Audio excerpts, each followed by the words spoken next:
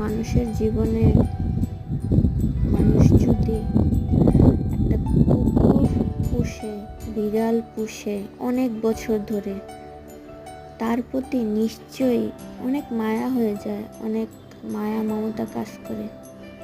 কিন্তু মানুষ যদি একটা মানুষকে অনেক বছর ধরে খাওয়ায়, পড়ায়, রাখে, ওই মানুষের প্রতি মায়া থাকে না, বিরক্ত আইসা করে।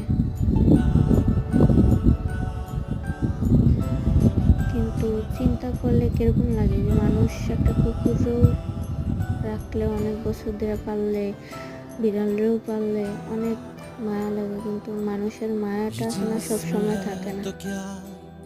ये रूह का लिबास है, ये दर्द है तो क्या, ये इश्क